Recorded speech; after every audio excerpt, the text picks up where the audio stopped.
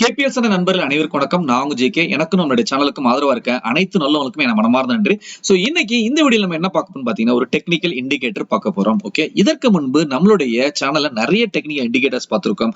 RSI, MACD, Bollinger pant, அதுக்கப்புறம் on balance volume, இந்த மாதிரி எண்ணற்ற ஆக்சுவலி டெக்னிக்கல் இண்டிகேட்டர்ஸ் பார்த்திருக்கோம். இதுக்கு வந்துட்டு நம்ம சேனல்ல போயிட்டு பிளேலிஸ்ட்ல டெக்னிக்கல் இண்டிகேட்டர் பிளேலிஸ்ட் அக்சஸ் பண்ணீங்கன்னா மற்ற வீடியோக்கள் எல்லாமே நீங்க பார்க்கலாம். ஓகே, சோ இத்தனை டெக்னிக்கல் இண்டிகேட்டர்ஸ் பார்த்தாலும் அந்த இண்டிகேட்டருக்கும் இந்த இண்டிகேட்டருக்கும் என்ன ஒரு ஆக்சுவலி வித்தியாசம், என்ன ஒரு சிறப்பம்சம் அப்படின்னு பாத்தீங்கன்னா, இந்த இண்டிகேட்டரை மட்டுமே பயன்படுத்தி அந்த ட்ரேடர் இந்த இண்டிகேட்டரை கண்டுபிடிச்ச ட்ரேடர் எடுத்துக்கிட்டீங்கன்னா 18 மாதங்கள்ல $10,000 7.5 lakhs rupees. இந்த $10,000 அப்படிங்கும்போது இந்த 7.5 lakhs வந்துட்டு $2 மில்லியன், அதாவது $20 லட்சம் அப்படின்னு பாத்தீங்கன்னா இன்னைக்கு உள்ளதுக்கு பாத்தீங்கன்னா 15 கோடியா வந்து மாத்திருக்காரு. ஓகே, இது எப்படி சாத்தியமாச்சு, எப்படி இதை பண்ணாரு அப்படிங்கறத டீட்டெயில் இந்த வீடியோல பார்க்க வரோம். அதுக்கு முன்னாடி நம்மளோட வீடியோ பார்த்துட்டு இருக்கோம், இது வரைக்கும் நம்ம சேனலை சப்ஸ்கிரைப் பண்ணாங்க, இந்த வீடியோ கீழே உள்ள சப்ஸ்கிரைப் பட்டனை பிரஸ் பண்ணி சப்ஸ்கிரைப் பண்ணீங்க, பக்கத்துல உள்ள பெல் பட்டனை பிரஸ் பண்ண என்னோட புதிய வீடியோக்கள் உடனுக்குடன் நோட்டிபிகேஷன் கிடைக்கும். அது மட்டும் இல்லாம நம்மளோட சேனலை டெலிகிராம் மற்றும் ஃபேஸ்புக்ல நீங்க ஃபாலோ பண்ண அதுக்கு நீங்க பண்ண வேண்டிய விஷயம் கேபிஎஸ் டைப் பண்ணி சர்ச் பண்ணி ஃபாலோ பண்ணிக்கலாம். சரி, இன்னைக்கு நம்ம பார்க்க போற இண்டிகேட்டர் தார்வாஸ் பாக்ஸ் இண்டிகேட்டர். இதை வந்து பிரேக் அவுட் ட்ரேடிங் ஸ்ட்ராட்டஜி அப்படின்னே சொல்லலாம். ஓகே, சோ ஃபர்ஸ்ட் வந்து இந்த இண்டிகேட்டரை கண்டுபிடிச்சவர் யார் அப்படின்னு பாத்தீங்கன்னா நிக்கோலஸ் தார்வாஸ். இவரு கண்டுபிடிச்சதுனால இவருடைய பெயர்லயே வந்து அந்த இண்டிகேட்டர் வச்சுட்டாங்க தார்வாஸ் சொல்லிட்டு. ஓகே, சோ இது எப்படிப்பட்ட விஷயம் அப்படின்னு பாத்தீங்கன்னா, நம்ம வந்துட்டு வாழ்க்கையில யாரெல்லாம் சக்சஸா இருக்காங்களோ அவங்கள வந்துட்டு நம்ம எனக்கு என்ன கேட்போம் அப்படின்னா, இல்ல அவங்கள வந்து அவங்க எப்படி அந்த நிலைக்கு வந்தாங்க, அந்த சக்சஸுக்கு காரணம் என்ன, அந்த சக்சஸ்னுடைய ஃபார்முலா தெரிஞ்சுன்னா நம்மளும் அதை பின்பற்றலாம்.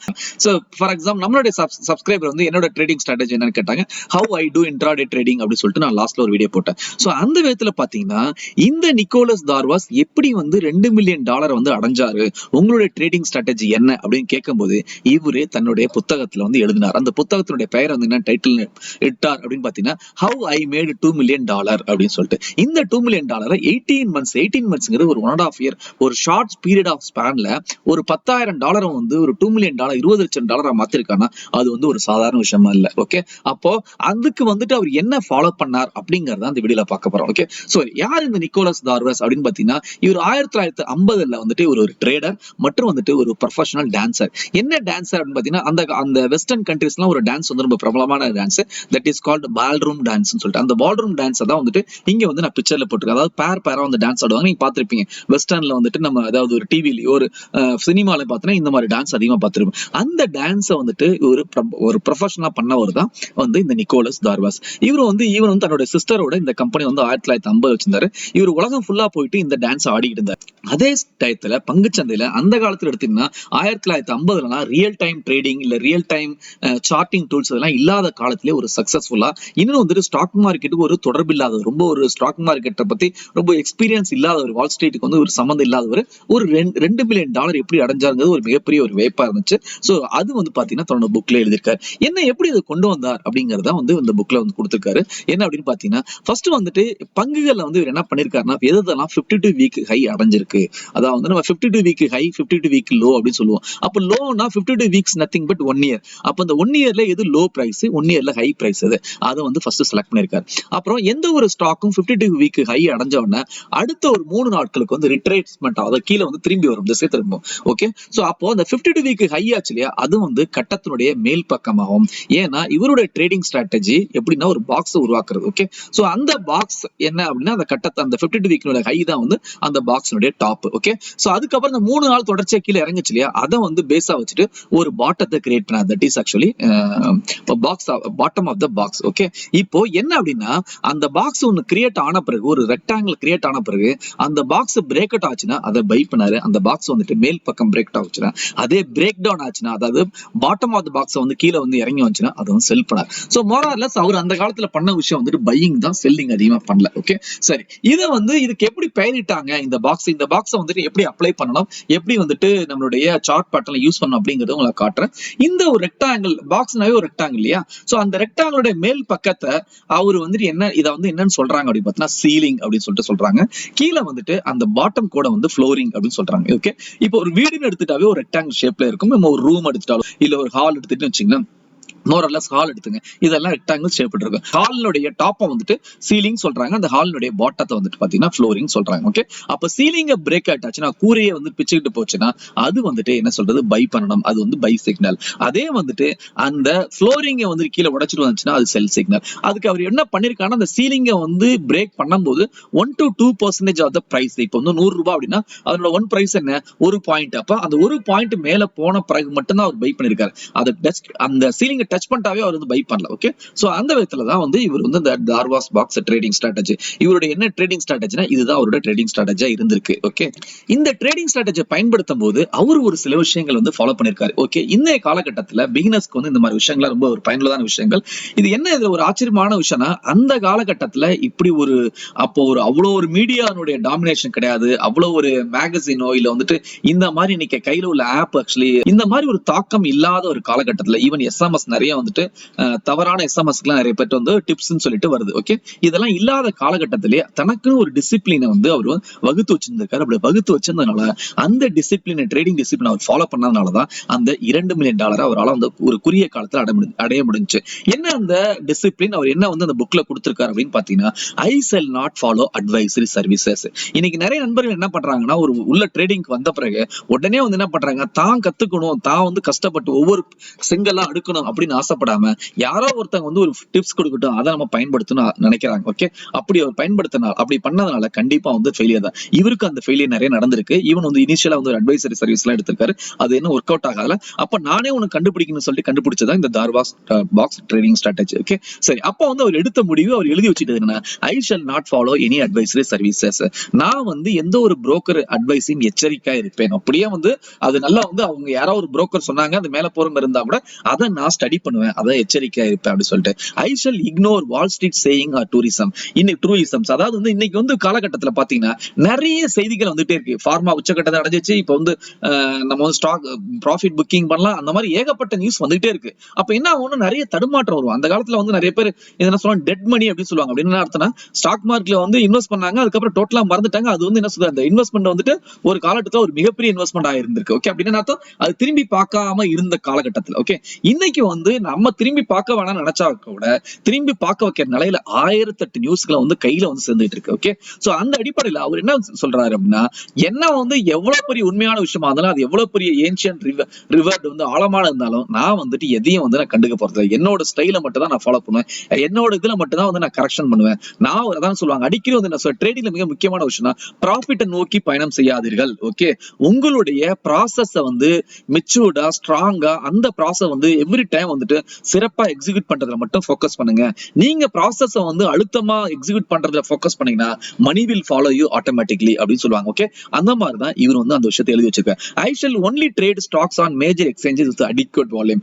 இந்த இடத்துல அவர் சொல்றது என்னன்னா, வால்யூம் அதிகமா உள்ள ஸ்டாக்ஸ் தான் வந்து இந்த ட்ரேடிங் தார்வாஸ் ட்ரேடிங் ஸ்ட்ராட்டஜிக்கு பயன்படுத்திருக்காரு. ஓகே, சோ உங்களுக்கு நல்லாவே ஒரு விஷயம் தெரியும், நம்ம ட்ரேடிங் வரும்போது இரண்டு விஷயம் வந்து ரொம்ப முக்கியம். என்ன அப்படின்னு பாத்தீங்கன்னா, சப்போர்ட் அண்ட் ரெசிஸ்டன்ஸ் அப்படிங்கிற ஒரு விஷயம், இன்னொன்னு வந்து வால்யூம். இந்த சப்போர்ட் அண்ட் ரெசிஸ்டன்ஸ் அப்படின்னா என்ன அப்படின்னு எடுத்துக்கிட்டீங்கன்னா, நிறைய பேர் கேட்பாங்க சப்போர்ட்னா என்ன சார் அப்படின்னு சொல்லிட்டு. சோ ஸ்டாக் மார்க்கெட்ல வந்து அதிகமாக வாங்கக்கூடிய நபர்கள் யார் அப்படின்னு பாத்தீங்கன்னா, இன்ஸ்டிடியூஷனல் பிளேயர்ஸ். அவங்க வந்து டொமஸ்டிக் இன்ஸ்டிடியூஷனா இருக்கலாம், இல்ல ஃபாரின் இன்ஸ்டிடியூஷனல் இருக்கலாம். ஓகே, சோ நம்மலாம் வந்து ஒரு ஷேர் 2 ஷேர் வாங்குறோம், இவங்க வந்து 1 லட்சம் 1 மில்லியன் ஷேர்ஸ் இந்த மாதிரி வாங்குவாங்க. ஓகே, அப்படி வாங்கும் போது இவங்க யாருடைய பணத்தை ஹேண்டில் பண்றாங்கன்னா, மக்களுடைய பணத்தை ஹேண்டில் பண்றாங்க. அப்படி மக்களுடைய பணத்தை ஹேண்டில் பண்ணும்போது நம்ம வந்து ஒரு ஆர்டர் எக்ஸிக்யூட் பண்ணும்போது மார்க்கெட் ஆர்டர் எக்ஸிக்யூட் பண்ணுவோம். இவங்க மார்க்கெட் ஆர்டர் எக்ஸிக்யூட் பண்ண மாட்டாங்க, லிமிட் ஆர்டர் தான் அதிகமாக எக்ஸிக்யூட் பண்ணுவாங்க. காரணம் என்னன்னா, இவங்களுக்கு அந்த பிரைஸ்ல வாங்கினாதான் அவங்களுடைய ஃபண்டை வந்துட்டு ஒரு மியூச்சுவல் ஃபண்ட் கம்பெனி வந்து அவங்களுடைய சிறப்பா வந்து ஒரு ரிட்டர்ன்ஸ் கொடுக்க முடியும். ஓகே, அப்ப என்ன பண்ணுவாங்கன்னா, ஒரு பிரைஸ் வந்துட்டு இந்த பிரைஸ்ல தான் எனக்கு வேணும்னு சொல்லிட்டு, இப்போ சப்போஸ் அவங்க வந்து ஒரு 10 லட்சம் ஸ்டாக் வந்து ஒரு ஸ்டாக்ல வேணும், ரிலையன்ஸ் இண்டஸ்ட்ரீஸ் வேணும்னா இந்த பிரைஸ்ல தான் 2000 தான் வேணும் அப்படின்னு போட்டாங்கன்னா, அந்த பிரைஸ்ல இருக்கும்போது எக்ஸிக்யூட் ஆகும். அந்த பிரைஸ்ல எவ்வளவு கிடைக்குது அதை மட்டும் புக் ஆகும். ஃபார் எக்ஸாம்பிள் வந்துட்டு 10 லட்சத்துல வந்து ஒரு 2 லட்சம் ஸ்டாக் புக் ஆயிடுச்சுன்னா மிச்சம் 8 லட்சம் ஸ்டாக் அப்படியே புக் ஆகாம அங்கேயே நிக்கும். ஓகே, சோ அவங்களோட ஆர்டர் அப்படியே கண்டினியூஸா தொடரும். அப்போ என்ன மீனிங்னா, அதை தாண்டி மேல போக திருப்பி வந்து ரிவர்ஸ்ல வரும் இல்லையா? அப்ப நம்ம சொல்லுவோம், அப்போ வந்து சப்போர்ட் எங்க இருக்கு அப்படின்னா, இந்த அதிகபட்சமா போட்ட இந்த 8 லட்சம் ஆர்டர்ஸ் 2000 பெண்டிங் இருக்கு இல்லையா, அந்த 2000ல சப்போர்ட் இருக்கு அப்படின்னா என்ன அர்த்தம்னா, மேலே இருந்து திரும்ப வந்து அந்த 2000 தொடரும்போது திருப்பி வந்து ஸ்டாக் புக் ஆகும், பை ஆரம்பிச்சிடும், அப்ப திரும்பி மேலே ஆரம்பிக்கும். That is called support. இது அப்படியே ஆப்போசிட் வந்து ரெசிஸ்டன்ஸ். ஓகே, சோ என்ன மீனிங்னா, அதாவது சப்போர்ட் வந்தா வாங்கு, ரெசிஸ்டன்ஸ் வந்தா செல் பண்ணுன்னு சொல்றோம் இல்லையா, அது வந்து மிக மிக முக்கியம் when it comes to trading. அப்போ இது எல்லாமே நடக்கணும்னா அதுக்கு வந்து வால்யூம் அதிகமா வைக்கும். வால்யூம்ங்கிறது அதிகப்படியான மக்கள் வந்து உள்ள வரணும், அதிகப்படியான லிக்விடிட்டி வரணும். ஓகே, இது இருந்தாலும் அப்ப இதை பேஸ் பண்ணியுமே இந்த சப்போர்ட் ரெசிஸ்டன்டையும் இந்த வால்யூம் பேஸ் பண்ணி கிரியேட் பண்ண ஒரு ஸ்ட்ராட்டஜி தான் இவரோட ஸ்ட்ராட்டஜி, தார்வா ஸ்பாக் ஸ்ட்ராட்டஜி. அதனாலதான் இவரால் அந்த பணத்தையும் வந்து குயிக்கா வந்து அடைய முடிஞ்சிச்சு, அது வந்து சக்சஸ்ஃபுல்லா இருந்துச்சு. ஏன்னா ட்ரேடிங்க்கு தேவையானது இந்த 2 விஷயம் தான். ஓகே, சரி. அதுக்கப்புறம் I shall not listen to rumors or tips no matter how well researched. யாரோட டிப்ஸ் நான் வாங்க மாட்டேன், எந்த ஒரு ரூமரையும் வந்து நான் வந்து கண்டுக்க மாட்டேன். I will use sound strategy instead of gambling. I must study this strategy. அவர் என்ன சொல்றாருன்னா, இதுதான் மிக முக்கியமான விஷயம். சவுண்ட் ஸ்ட்ராட்டஜி அப்படின்னா அர்த்தம்னா, பணங்கிறது எப்படி வேணா வரலாங்கிறத நான் ஃபோக்கஸ் பண்ண மாட்டேன், எப்படி வந்துச்சுங்கிறத கண்டுபிடிப்பேன். அப்படின்னா என்ன அர்த்தம், அப்பதான் வந்து என்ன சொல்றது, அது ஒரு சக்சஸ்ஃபுல் ஸ்ட்ராட்டஜி. சோ நான் இது பண்ணதுனால இது வருது, இது பண்ணதுனால இது வருது, இந்த வாட்டி வரல, இது தப்பு நடந்துச்சு, இதனால வரல அப்படிங்கிறது. அப்ப என்ன சொல்றாரு, ஒவ்வொரு வாட்டியும் என்னோட ஸ்ட்ராட்டஜி நான் ஃபோக்கஸ் பண்ணுவேன், ப்ராசஸ் எக்ஸிகியூஷன் ப்ராசஸ் நான் ஃபோக்கஸ் பண்ணுவேன், அதுல தவறு இருந்தா வந்துட்டு அதை நான் ஸ்டடி பண்ணுவேன் அப்படின்னு சொல்றாரு. இதுதான் வந்து எதுக்கு இதெல்லாம் நான் வந்து இதை வந்து நான் சொல்லிக்கிட்டு இருக்கேன் அப்படின்னு பாத்தீங்கன்னா, இதெல்லாம் இன்னைக்கு வர மார்க்கெட்டுக்கு வர பிகினர்ஸ்க்கு தேவையான விஷயங்கள். ஓகே, இன்னைக்கு வர பிகினர்ஸ் எல்லாமே வந்து திசை திரும்பி போயிடுறாங்க, உள்ள வர்றாங்க, அதுக்கப்புறம் வந்து யாரையோ ட்ரிப்ஸ் யாரோட அட்வைஸை கேட்டுட்டு என்ன பண்றாங்க, நிறைய வந்துட்டு பணத்தை இழந்துட்டு மார்க்கெட்னா இப்படிதான் இருக்கும், எங்க அம்மா அப்பா சொன்னது ரைட் அப்படின்னு சொல்லி திரும்பி போயிடுறாங்க. அப்படி கிடையாது அப்படிங்கிற விஷயத்தை தான் பதிவு பண்ற விரும்புறோம். Okay, I will hold only one position for longer as opposed to bunch of position for shorter period. இவரு அந்த காலத்துல பாத்தீங்கன்னா வந்து நம்மளுக்கு இன்னைக்கு வந்து ஏகப்பட்ட ஆப் இருக்குது, ஸ்கேனர் இருக்குது, அதனால தெரியாது இந்த ஸ்டாக்ல இது ரீச் ஆயிடுச்சு, போலிஞ்சர் பேண்ட் டாப் ஆயிடுச்சு, RSI வந்துட்டு கிராஸ் ஆயிடுச்சு, ஓவர் பாட் ஓவர் சோல்ட், இந்த மாதிரி விஷயங்கள் அன்னைக்கு கிடையாது. அப்ப அவர் என்ன பண்ணார் அப்படின்னு பாத்தீங்கன்னா,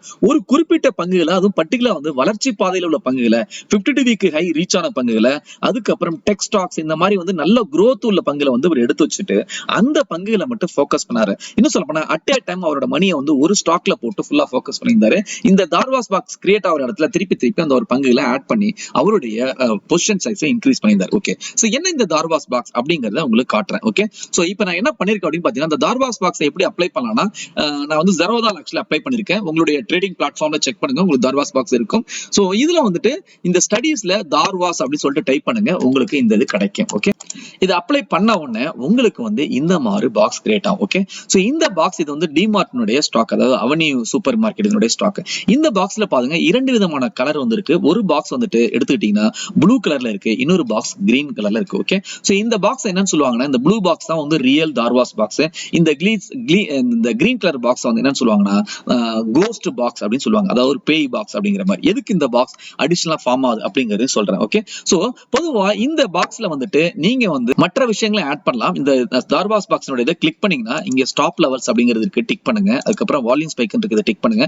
டிக் பண்ணிட்டு கலர் ஏதாவது சேஞ்ச் பண்ணிக்கலாம், டன் பண்ணுங்க. ஓகே, இப்போ ஒவ்வொரு தார்வாஸ் பாக்ஸும் கீழே வந்து ஒரு டாட்டர் லைன் ஃபார்ம் ஆகும். இதுதான் வந்து ஸ்டாப் லாஸ் வந்து யூஸ் பண்ண வேண்டிய டாட்டர் லைன். ஓகே, சோ இந்த ப்ளூ கலர் பாக்ஸ் சொன்னோம் இல்லையா, இந்த ப்ளூ கலர் பாக்ஸ்ல ஒவ்வொரு பாக்ஸுக்கு நான் என்ன சொன்னேன், ஒரு பாட்டம் லைன், அதுக்கப்புறம் டாப் லைன், அதாவது வந்து ஒரு ஹால் மாதிரி, ஒரு வீட்டினுடைய ஹாலில் ஒரு வீடு மாதிரி. அப்போ இந்த பாட்டத்தை தான் ஃப்ளோர்னு சொன்னாங்க, இந்த டாப் தான் சீலிங் சொன்னாங்க. ஓகே, அப்ப அவர் என்ன சொன்னாரு, அவரோட இண்டிகேட்டர் ஸ்ட்ராட்டஜில இந்த சீலிங்கை வந்து பிரேக் அவுட் ஆயிடுச்சுன்னா அது வந்து பை சிக்னல், இந்த இடத்துல அவர் வாங்குவாரு. ஓகே, இதே வந்து கீழே போச்சுன்னா, இதை வந்துட்டு பிரேக் டவுன் ஆயிடுச்சுன்னா, ஃபார் எக்ஸாம்பிள் இந்த இடத்துல எடுத்துட்டீங்க, இது வந்து என்ன அப்படின்னா, இது வந்து செல் சிக்னல், இந்த இடத்துல வந்து செல் பண்ணுவார். அவர் அதிகமா பயன்படுத்தினது வந்துட்டு இந்த ஸ்ட்ராட்டஜி ஒன்லி பையிங் மட்டும் தான். ஓகே, அதிகமா இந்த ஸ்ட்ராட்டஜி புல் மார்க்கெட்ல, ஏன்னா வால்யூம் தான் முக்கியம். அப்ப புல் மார்க்கெட்ல வால்யூம் அதிகமா வர இது நல்லா ஒர்க் அவுட் ஆயிருந்திருக்கு. அதனாலதான் அவரால் நல்லா வந்து ஒரு தொகை சேர்க்க முடிஞ்சுச்சு. ஓகே, சரி. என்ன இந்த கோஸ்ட் அப்படின்னு பாத்தீங்கன்னா, இப்ப நீங்க ஒன்ஸ் வந்து இதுல இருந்து ட்ரேடா இறங்கிட்டீங்கன்னா, அதாவது வந்து மேல வந்து சீலிங்க பிரேக் அவுட் ஆகும்போது நீங்க பை பண்ணிட்டீங்க. அப்ப அந்த பிரேக் அவுட் ஆகும்போது என்ன சொன்னார் அப்படின்னு பாத்தீங்கன்னா, கிட்டத்தட்ட 1% 2% அவர் கேப் விட்டுருக்காரு. அதாவது பிரேக் அவுட் ஆன உடனே அவர் உடனே வாங்கல, அந்த பங்குனுடைய 1% வந்து மேல போன பிறகு, அதுக்கப்புறம் 2% போன பிறகு தான் வந்து இறங்கியிருக்காரு. இந்த டைம் ஃப்ரேம் வந்து நான் ஒன் டே டைம் ஃப்ரேம்ல எடுத்திருக்கேன். இதை வந்துட்டு நீங்க இன்ட்ராடேல எந்த டைம் ஃப்ரேம்ல வேணா யூஸ் பண்ணலாம். ஃபார் எக்ஸாம்பிள் உங்களுடைய 50 இன்ட்ராடேக்கு அதிகமா நம்ம வந்து 5 மினிட்ஸ் 15 மினிட்ஸ் இந்த மாதிரி யூஸ் பண்ணுவாங்க, 3 மினிட்ஸ் சில பேர் யூஸ் பண்ணுவாங்க. ஓகே, அப்போ எந்த டைம் ஃப்ரேம்ல யூஸ் பண்றீங்களோ அந்த டைம் ஃப்ரேம்ல பிரேக் அவுட் ஆன உடனே நீங்க வந்துட்டு ஸ்டாப் லாஸ் வந்து எங்க போடுங்கன்னா இந்த டாட்டா லைன் கீழே போடணும். அப்போ அடுத்த லெவல் அது தாண்டும் போது அப்போ அதனுடைய ஸ்டாப் லாஸ் கண்டினியூஷனை யூஸ் பண்றதுக்கு தான் இந்த கோஸ்ட் பாக்ஸ் சொல்லிட்டு. சோ இந்த கோஸ்ட் பாக்ஸை வந்து நீங்க நம்பி வந்து ட்ரேட் எடுக்க கூடாது, ப்ளூ பாக்ஸ் நம்பி மட்டும் தான் நீங்க ட்ரேட் எடுக்கணும். ஓகே.